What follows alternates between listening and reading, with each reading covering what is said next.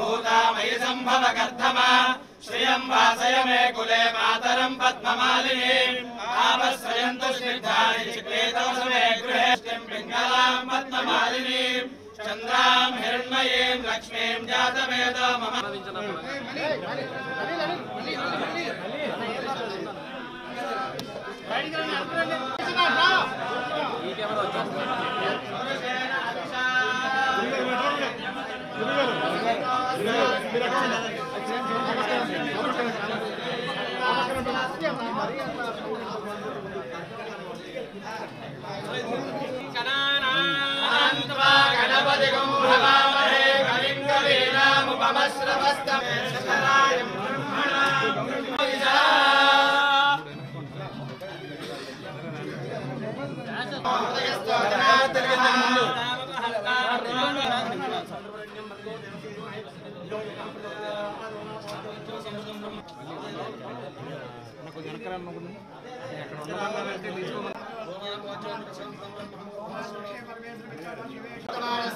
ब्रह्मणः देवतार्थे श्वेतपराहकल्पे वैवस्वतमन्वन्तरे जम्बोद्वीपे सप्तवर्षे भरतखण्डे मेरोपदक्षिणविभागे श्रीशैलस्य ईशान्यं अस्मिन् वर्तमानव्यावहारिकचान्द्रमानेन श्रीक्रोधिनाम संवत्सरो ज्येष्ठमासे शुक्लपक्षे त्रयोदश्यां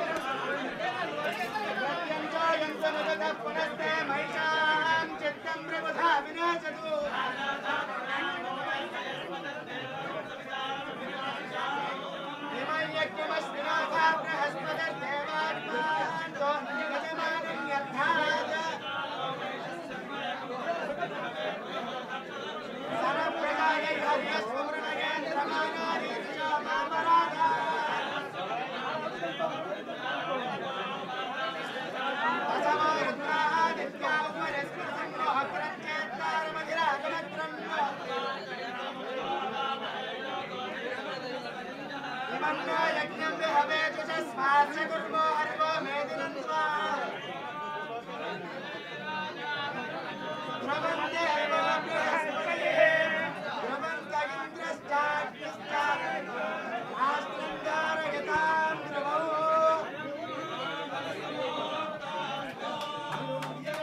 प्रवन्दे राजा बलराम प्रवन्दे राजा बलराम बृहस्पतिः आई मुहूर्तात् मुहूर्तोऽस्तु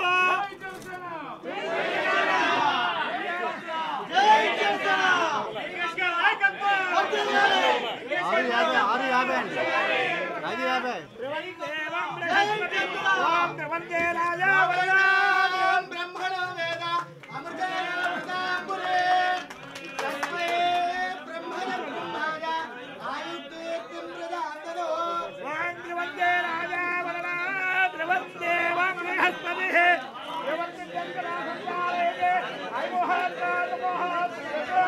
मुहूर्तकाले सूर्याला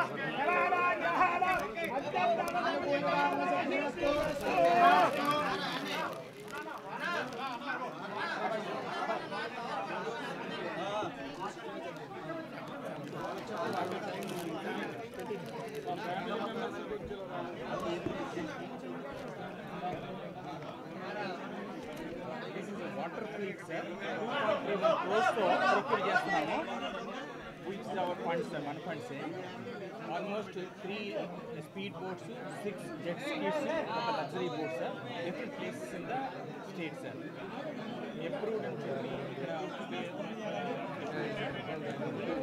మీరు ఒకసారి చూడొచ్చు సార్ నోట్ చూస్తే మొత్తం SS total 231 yes sir 2.31 crores sir మన ఫండ్స్ కాబట్టి ఇవే కైండ్ approved అని చెప్పి సార్ ఇక్కడ సంతకం పెట్టారు ఇక్కడ రాయండి సార్ ఇప్పుడు పైన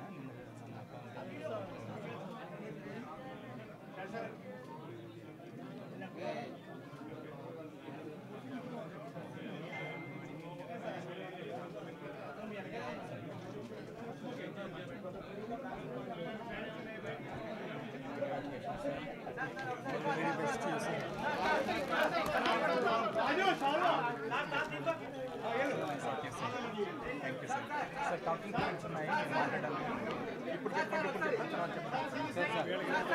ఛానల్ పట్టుకోండి ఛానల్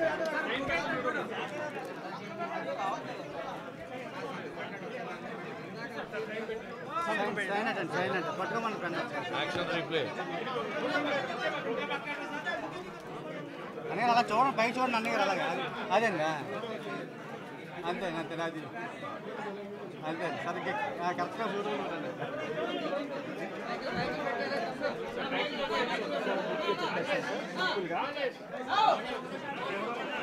మనకి చాలా ఇన్వెస్ట్ పొటెన్షియల్ ఉంది ఏపీకి లాస్ట్ 5 years బడ్జెట్ ఎలా చేయటం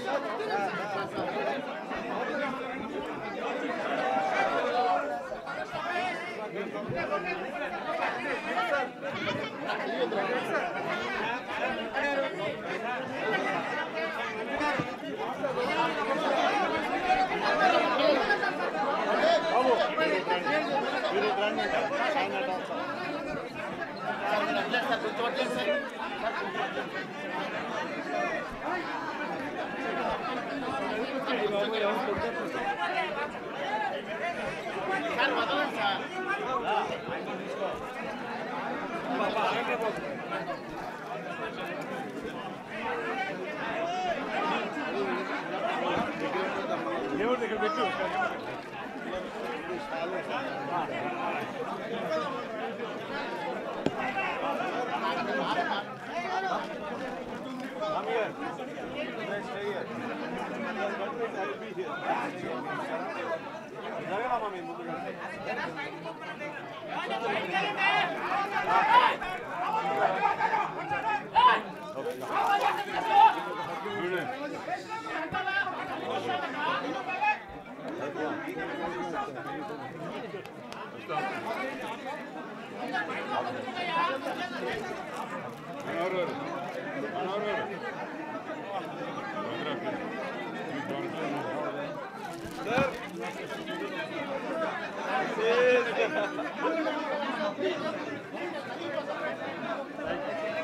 Take a hug from you, sir. I can get the congratulations. The best way you can do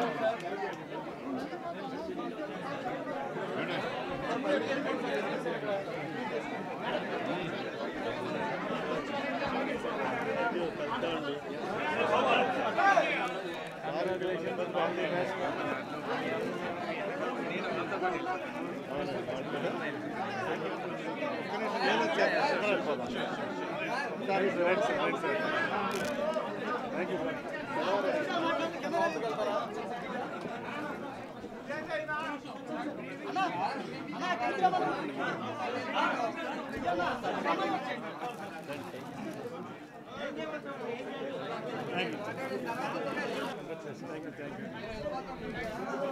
Video వెళ్ళిపోతారు మళ్ళీ ఓకే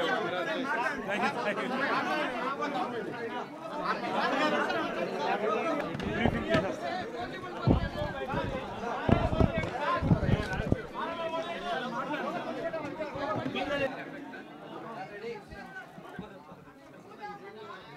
ఆంధ్రప్రదేశ్ రాష్ట్రం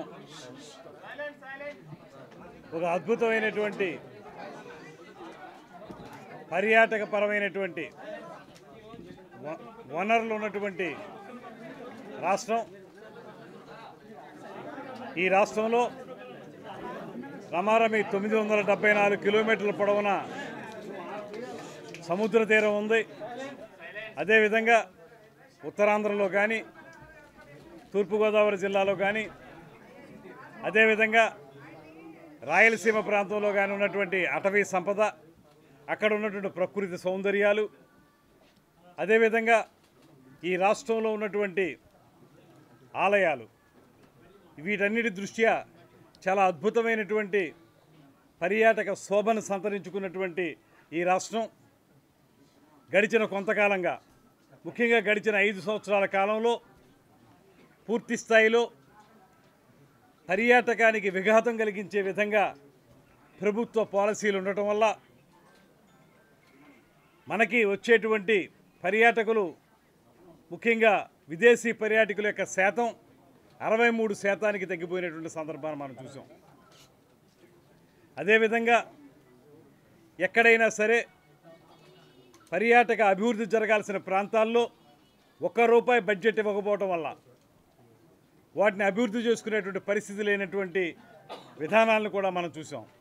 ఇవాళ ముఖ్యంగా పర్యాటకం పట్ల కానీ, కళల పట్ల కానీ ప్రత్యేకమైన శ్రద్ధ ఉన్నటువంటి ముఖ్యమంత్రి శ్రీ చంద్రబాబు నాయుడు గారి నేతృత్వంలో, అదేవిధంగా వీటి పట్ల పర్యావరణ హితమైనటువంటి పర్యాటకాన్ని అభివృద్ధి చేయాలనేటువంటి ఆలోచన ఉన్నటువంటి మా అధ్యక్షులు పవన్ కళ్యాణ్ గారు, డిప్యూటీ చీఫ్ మినిస్టర్ గారి యొక్క ఆధ్వర్యంలో రాబోయే 5 సంవత్సరాల కాలంలో ఒక అద్భుతమైనటువంటి పర్యాటక కేంద్రంగా ఆంధ్రప్రదేశ్ రాష్ట్రాన్ని ముందుకు తీసుకెళ్ళడానికి మా శాఖ ద్వారా మా అధికారులు మేము కలిసి తప్పనిసరిగా ప్రత్యేకమైనటువంటి శ్రద్ధ కనపరుస్తామనేటువంటి మాటని ఈ సందర్భంగా తెలియజేస్తా ఉన్నాను.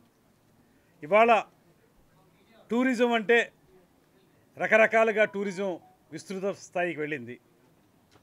అది పర్యావరణ హితమైనటువంటి ఎకో టూరిజం కానివ్వండి, ఆధ్యాత్మిక శోభను సంతరించుకునేటువంటి ఆలయ టూరిజం కానివ్వండి, టెంపుల్ టూరిజం అంటాం అది కానివ్వండి, అదేవిధంగా అడ్వెంచర్ టూరిజం, ట్రెక్కింగ్ లాంటివి, రోప్ వేల్లో చేసేటువంటివి, ఇవన్నీ కూడా అడ్వెంచర్ టూరిజం కానివ్వండి. అదేవిధంగా వాటర్ ఫ్లీట్, ముఖ్యంగా బోట్లు ఏవైతే ఉన్నాయో స్పీడ్ బోట్లు కానీ ఇతరతర బోట్ల ద్వారా పర్యాటక శోభను పెంపొందించుకునేటువంటి కార్యక్రమాలు కానీ, ఇవన్నీ చేయడానికి చాలా పొటెన్షియాలిటీ ఉన్నటువంటి ఈ రాష్ట్రంలో దీని మీద ప్రత్యేకంగా దృష్టి పెట్టాల్సినటువంటి అవసరం ఉంది.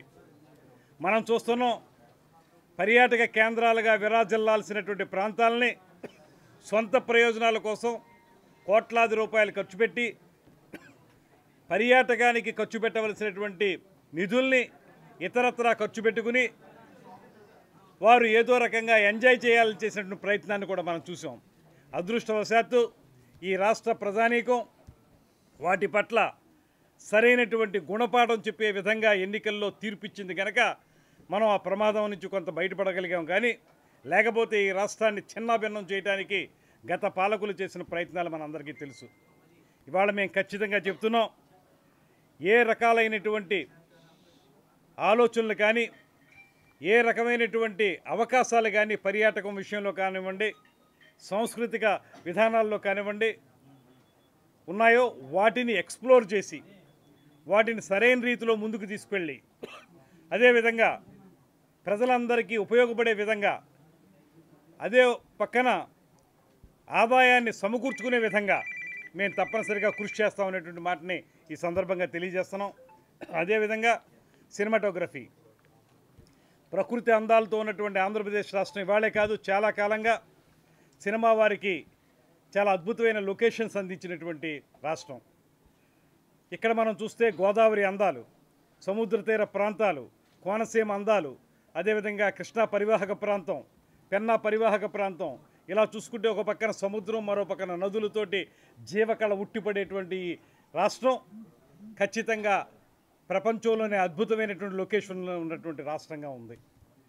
పాలకులు మంచివాళ్ళైతే, చిత్తశుద్ధి ఉంటే కేరళని మించి మనం కోనసీమని అద్భుతంగా తీర్చిదిద్దనేటువంటి మాట మనకు కనబడతా ఉంది. అటువంటి నేపథ్యంలో సినిమా షూటింగ్లకి అనువుగా ఉండేటువంటి ఈ ప్రాంతాన్ని సినిమాలకి షూటింగ్లు ఇవ్వడం మాత్రమే కాకుండా ఇక్కడ కూడా ఇన్ఫ్రాస్ట్రక్చర్ డెవలప్ చేయాల్సిన అవసరం ఉంది. దాని ద్వారా చాలామందికి ఉపాధి కల్పించగలుగుతాం, ఆదాయాన్ని పెంపొందించుకోగలుగుతాం. కనుక తెలంగాణలో లాగే ఇక్కడ కూడా స్టూడియోలు నిర్మించాల్సిందిగా, ఇతర ఇన్ఫ్రాస్ట్రక్చర్ సినిమాకు సంబంధించి ఏర్పరచుకోవాల్సిందిగా నిర్మాతలను కూడా మేము ఆహ్వానం పలుకుతూ ఉన్నాం. వారందరినీ కూడా ఆహ్వానించి ఇక్కడ ఉన్నటువంటి వనరులు వారికి తెలియజెప్పి తప్పనిసరిగా వాటిని ఉపయోగించుకుని ఈ ప్రాంతాన్ని అభివృద్ధి చేయాల్సిందిగా, తద్వారా కళలకు, సాంస్కృతిక విధానాలకి, పర్యాటకానికి, సినిమా రంగానికి అన్ని రకాలుగా అనువుగా ఉన్నటువంటి ఆంధ్రప్రదేశ్ని ఈ రంగాల్లో అగ్రగామి రాష్ట్రంగా నిలబెట్టడానికి మనందరం కలిసి కృషి చేద్దామనేటువంటి మాటతోటి ఈ శాఖలో ఈరోజు మంత్రిగా మొట్టమొదటి రోజున ఒక ప్రత్యేకమైనటువంటి ఫైల్ మీద సంతకం కూడా పెట్టడం జరిగింది. ఇప్పుడే ఎండీ గారు చెప్పారు, మనకి ముఖ్యంగా వాటర్ ఫ్లీట్ ఏదైతే ఉందో, బోట్ల ద్వారా పర్యాటకం వృద్ధి చెందేటువంటి కార్యక్రమాల్లో భాగంగా రమారమి 2,31,00,000 రూపాయల వ్యయంతో బోట్లని ఏర్పాటు చేసి తద్వారా పర్యాటకాన్ని అభివృద్ధి చేయడానికి వీలుగా ఫైల్ తయారు చేశారు. అందు మీద మొట్టమొదటి సంతకం పెట్టాను. అది ఆంధ్రప్రదేశ్ రాష్ట్ర పర్యాటక రంగానికి సంబంధించినటువంటి నిధులే కనుక వాటిని మేము వెంటనే ఇంప్లిమెంట్ చేసి తద్వారా బోట్ల ద్వారా పర్యాటకాన్ని అభివృద్ధి చేసేటువంటి కార్యక్రమాన్ని కూడా మేము చేపడుతున్నాం అనేటువంటి మాటని సందర్భంగా తెలియజేసుకుంటూ, రాబోయే రోజుల్లో ఉజ్వలమైన భవిష్యత్తు ఈ పర్యాటక రంగానికి ఏర్పరచడానికి శక్తివంచన లేకుండా కృషి చేస్తాననేటువంటి మాటని మీ అందరికీ తెలియజేస్తూ మీ ద్వారా ప్రజలకు కూడా తెలియజేస్తూ ఉన్నాను. నమస్కారం. తప్పనిసరిగా ఇప్పుడు జరిగినటువంటి లోపాలు, మొన్న పోలవరం ప్రాజెక్ట్ చూసినప్పుడు కూడా ముఖ్యమంత్రి గారు అన్నారు, లోపాలు జరిగిపోయాయి, వాటిని తిరిగి సరిదిద్దటం ఎలాగనేటువంటి దానికి మనకు చాలా సమయం పట్టేలా ఉందనేటువంటి. అదేవిధంగా అన్ని రంగాల్లోనూ కూడా వీటికి కేటాయించిన నిధులను వేరే వాటికి ఖర్చు పెట్టి సొంత షోకుల కోసం ఖర్చు పెట్టినటువంటి సందర్భాన్ని మనం చూసాం. దానికి ఇవాళ మనకి ప్రత్యేకమైన ఉదాహరణ ఋషికొండలో కట్టినటువంటి ఆ బిల్డింగ్ చూస్తే చాలా పేదవారు పాపం ఆయన. మేమందరం పెత్తందారులు, ఆయన పేదవాడు. ఆ పేదవాడు కట్టుకున్నటువంటి ఆ ప్యాలెస్ను చూస్తూ ఉంటే కళ్ళు తిరుగుతున్నాయి. దానితోటి ఎవరో చెప్పారు, దానికి ఖర్చు పెట్టిన డబ్బుతోటి ఒక అద్భుతమైన హాస్పిటల్ నిర్మించుంటే పేద ప్రజలకు ఉపయోగపడేది అనేటువంటి మాట చెప్పారు. ఇటువంటి నేపథ్యంలో మేము ఖచ్చితంగా గతంలో చేసిన తప్పులను సరిదిద్దడానికి మేము పూర్తి స్థాయిలో విచారణ చేపడతాం. అయితే కక్ష సాధింపు మాత్రం మా ప్రభుత్వంలో ఉండదు. కక్ష సాధింపు ఉండదు అనేటువంటి మాట అంటే చేసిన తప్పులకి శిక్షలు ఉండవని కాదు. ఖచ్చితంగా తప్పు చేసిన వాళ్ళకి చట్టపరంగా, కక్ష సాధింపుగా కాకుండా చట్టపరంగా శిక్ష ఉండే విధంగా, లేకపోతే ఆ తప్పు మళ్ళీ మళ్ళీ చేసేది అలవాటుగా మారిపోతుంది వారికి. అందువల్ల ఖచ్చితంగా దాని మీద సరిదిద్దడానికి ఏం చేయాలో చేస్తామనేటువంటి మాట తెలియజేస్తున్నాం.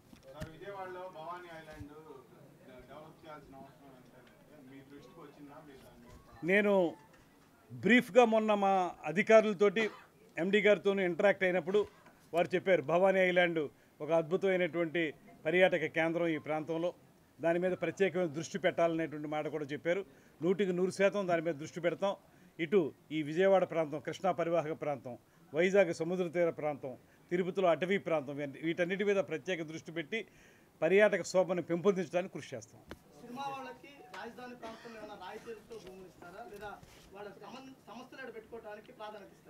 2-3 ఆలోచనలు ఉన్నాయండి. నిన్న కూడా నేను పద్మవిభూషణ్ శ్రీ చిరంజీవి గారిని కలవడం జరిగింది.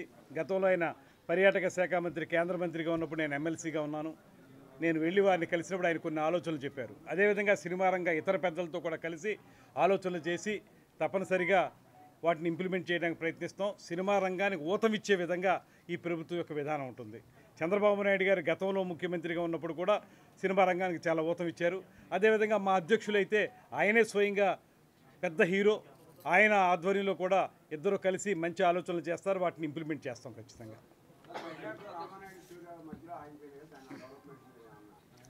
ఆ లాజిస్టిక్స్ ఎలా ఉన్నాయి, లేకపోతే దాని వైబిలిటీ ఎలా ఉందనేటువంటిది కూడా చూడాల్సిన అవసరం ఉంటుందండి. ప్రభుత్వ పరంగా ఇచ్చేటువంటి సహకారం అయితే పూర్తిగా ఇస్తాం. కాకపోతే అది ఎంత మేరకు వాళ్ళు ముందుకు వెళ్తారనేటువంటిది ఆయా పెట్టుబడిదారులను బట్టి ఉంటుంది. రామానాయుడు స్టూడియో ఆ విషయంలోనే వాళ్ళు ఏం చేస్తారో, ఎలా ముందుకు వస్తారో చూస్తాం.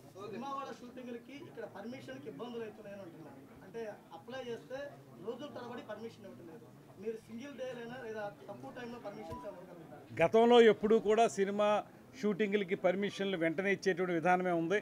అయితే ఇప్పుడు 5 సంవత్సరాల కాలంలో అది కూడా పడకేసినట్టుంది. అయితే మేము మాత్రం పూర్తి స్థాయిలో సహకారం అందిస్తాం. సహకారం అందించడం మాత్రమే కాకుండా ఇంకా బాగా వాళ్ళకి ఫెసిలిటీస్ ఇచ్చే విధానాన్ని కూడా మేము చేపడతాం. థ్యాంక్ యూ అండి. Right, sir. Once again, congrats.